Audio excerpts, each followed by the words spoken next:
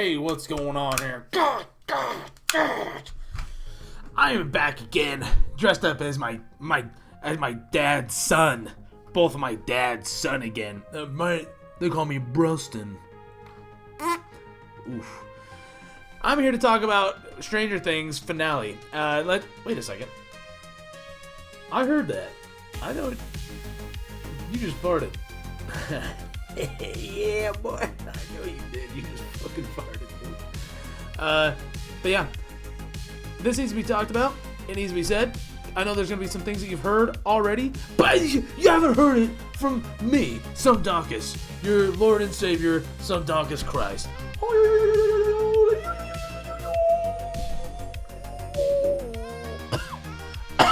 Oh, god dang. Okay, we're gonna go through 5 points here. 1, 2, 3, 4, 5. Just like that. Watch this.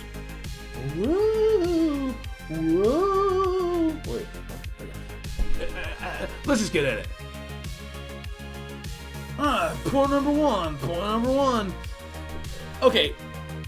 In order to complete the show at all, with only having 1 2-hour finale, just being like, that's the end. Time for bed, baby boys and girls. Go to bed without thinking about any of this. No, I think it needed two final episodes that are both 2 hours long. Wow. 1, because you introduced like a brand new concept of these wormholes being a thing. And being like, whoa, there's like a bridge between this world and this one and ours. And when they meet, they'll make out with each other and become one, which is how babies are born. In case you didn't know that, and this is your first time hearing that, that's what happens, okay? Sorry about that. Ask your mommy and daddy. Go to bed. But there need to be 2 hours. 1, because you introduce these really deep concepts that I really felt like sitting there and talking about a plan and talking through a plan and going through like, no. That's not gonna work. We gotta like do this right the first time or we're all dead. And then our world's gonna make out and have a child called New World.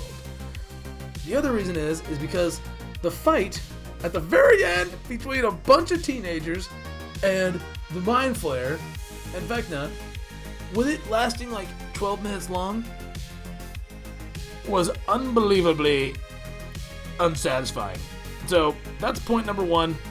Needed 2 2-hour finales, or you should have made the season longer to go over concepts and plans way more in depth. We should have known more about the world. We should have seen more of the fight. We should have seen more planning. There should have been a handful of things that have happened that would make it like, okay, I understand. Like, I'm ready. Let's do this. Like, let's do this. I'm ready. All right, let's move on to point number 2. All right, point number 2. This is my biggest thing of like, why'd you do this to this guy? My whole thing is that the fight should have been much longer, more in depth.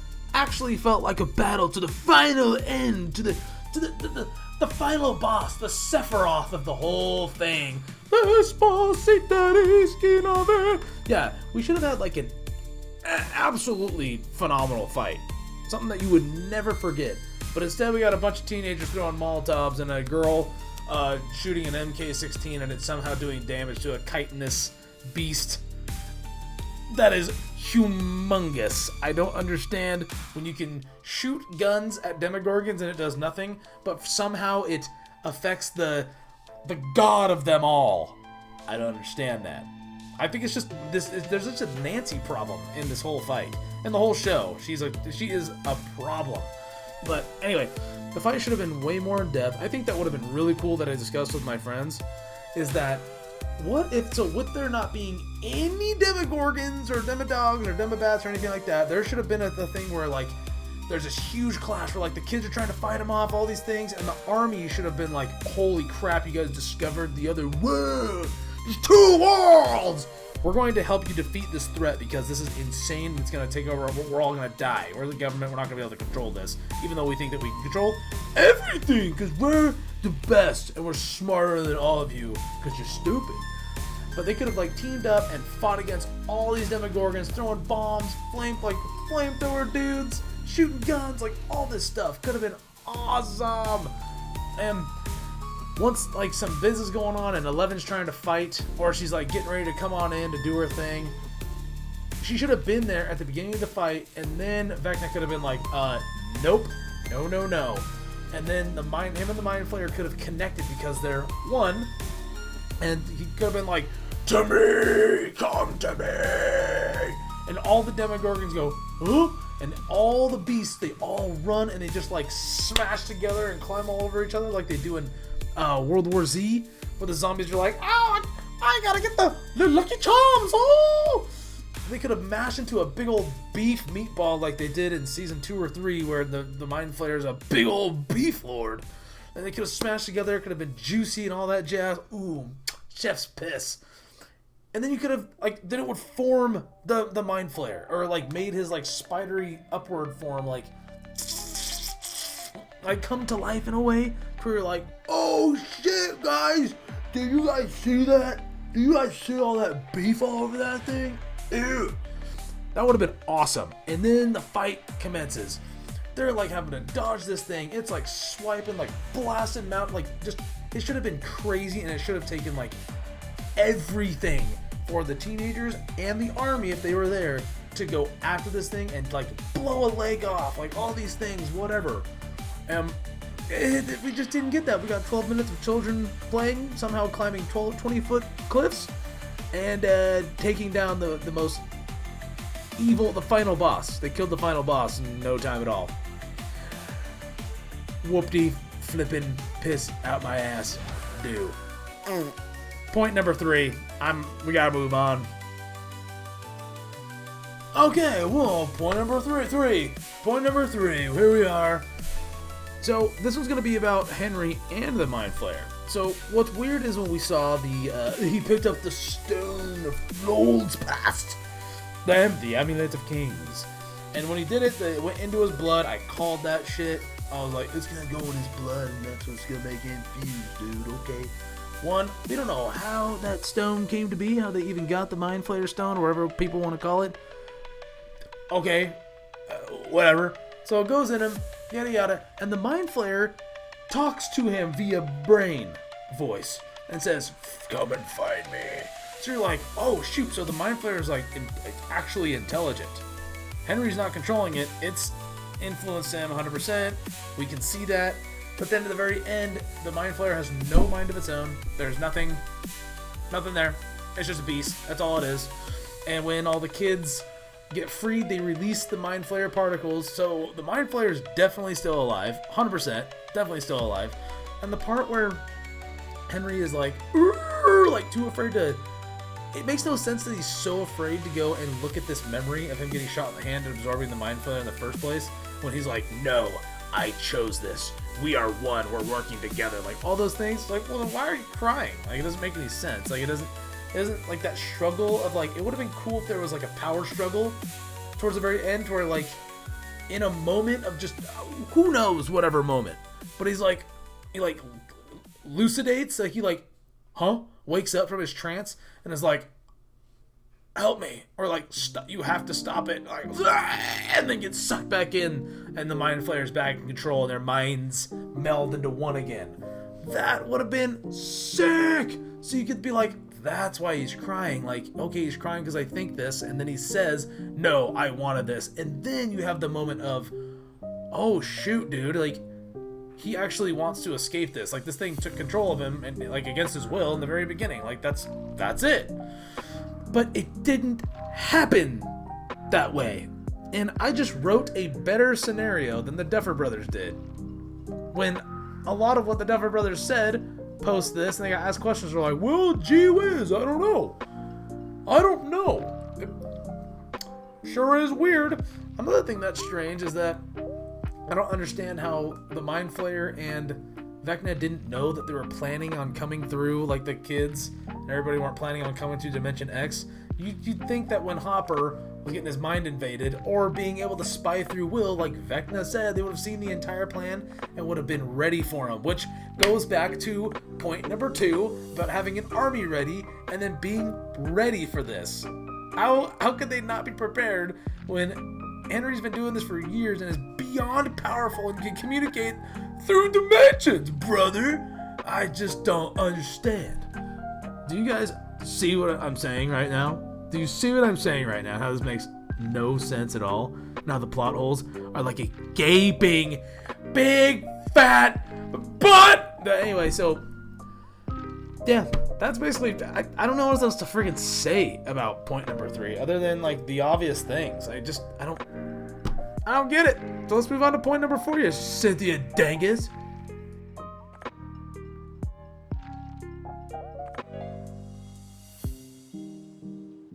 Alright, point number 4 was gonna be the aftermath of the fight.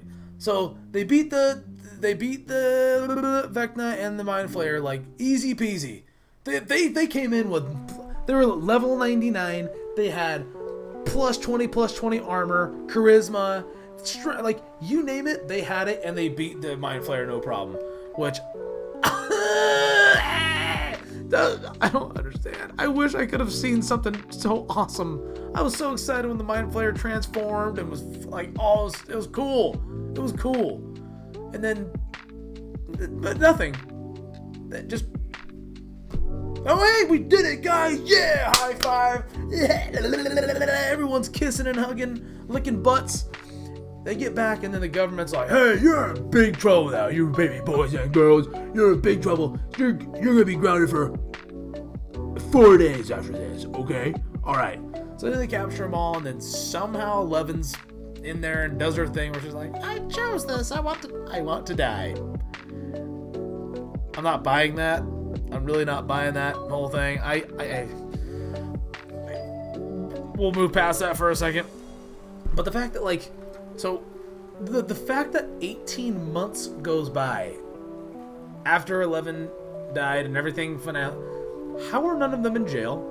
How is everyone still alive? How does it seem as though just everything's back to normal? Hopper's fine. Like, he lost 11, but it's like not the same impact as like when his other daughter passed away. It's just like, I'm fine. Yeah, that's your choice. That's fine. Okay. Yep. It's like, well, that doesn't track, but okay. The graduation was fun. I don't know, Mike. I think that Mike needs some help, big time. I think he really needs to see a therapist. I think that he needs to, he got some biz to figure out for himself. I mean, it was nice that all the characters kind of had like a final, just like, yeah, man, we're going to do this. We're going to see each other every month. We're going to play D&D for the last time, which was really sweet. I thought that was a good part. But the story that he told of 11, I'm not buying it. For him to also be like, I think that like him telling that story almost seems like a story to help him cope with the fact that she's gone. Because I don't see how it could have worked out that Kali, who got shot in the stomach, didn't bleed out, and they were like, who knows how long it took him to get up into Dimension X. Like, she could have died. She probably died if that whole story where they're like, yeah, she lived and then cast a final spell and this is and that, and 11 pulled Mike in. She pulled me in, bro. She pulled me right in. She goes to a different school, you wouldn't know her, but she pulled me in. And to tell her all those things, but to then be like, okay, I'm gonna disappear forever. Well, but 11, you care about all these friends and all these people, and 18 months has gone by and you can't like speak to Mike at least through brain and be like, Mike, I'm alive, everything's good, like we're fine, come find me, come get me, like this type of thing. So it's like, so everyone kind of seems like they have their own like, I want to do this. It like shows them like Dustin at college and other people doing stuff. It could have shown Mike like buying a plane ticket, packing up, like all these things and being like, I'm going on my own adventure. And then he goes to find 11. I feel like that would have been beautiful. If you're going to try and make us think that she's alive and it turns out she is alive, and his adventure that you go see him do, that we don't know what he's going to do, but he gets to be with 11, is showing that wrap up for him, and he's like, I'm going to go find her. I'm going to get her. That would have been awesome. I feel like that people would have been like, oh, freaking out, pissing, crying, pooping their pants. Again, I just wrote a better ending than the fucking Duffer Brothers did. I feel like that would have been way better. Jeepers. What a bummer. Oh.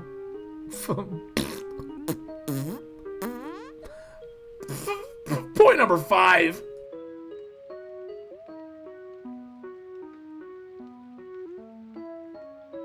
You know, let's just wrap it all up. You know, the ending was, it was just a resounding, Okay. I've been watching the show for like almost 10 years, whenever it came out.